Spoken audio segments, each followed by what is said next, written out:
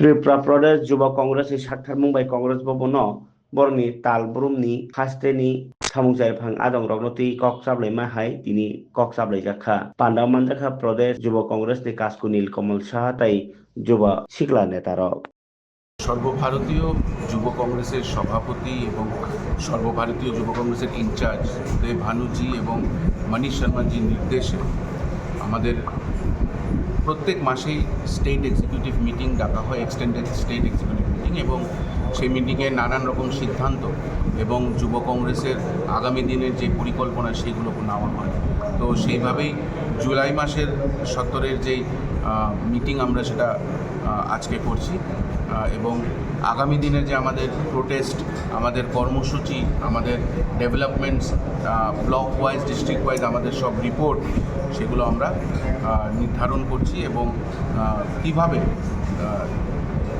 এই রাজ্যের যুবকদের আরও শক্তিশালী করে তোলা যায়, এই যুবকদের স্বার্থে কীভাবে যুব কংগ্রেস আরও সাহায্য করতে পারে, এই নিয়ে আমরা পরিকল্পনা নিচ্ছি। এবং আমাদের সামনেই রাহুল গান্ধীজি, আপনারা দেখেছেন যে ছাত্র এবং যুবকদের জন্য নানান রকম কর্মসূচি রাখছেন এবং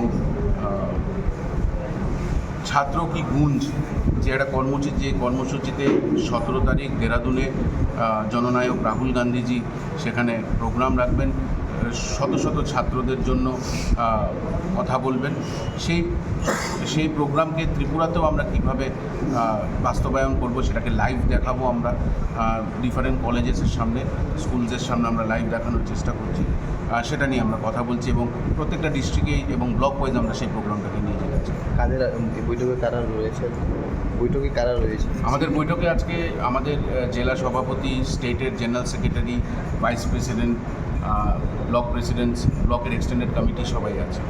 বিভিন্ন বিষয় নিয়ে আপনারা বিগত দিনে আন্দোলন করে আসছেন, কোনো আন্দোলন কর্মসূচি নেওয়ার পরিকল্পনা? হ্যাঁ, আমরা খুব তাড়াতাড়ি আন্দোলন কর্মসূচিতে যাচ্ছি। আর এখন কিছু বলতে চাচ্ছি না, কারণ এখন বললে সেটা আমাদেরকে সেই আন্দোলনকে রুখে দেওয়ার একটা প্রচেষ্টা প্রশাসনের তরফ থেকে হয়।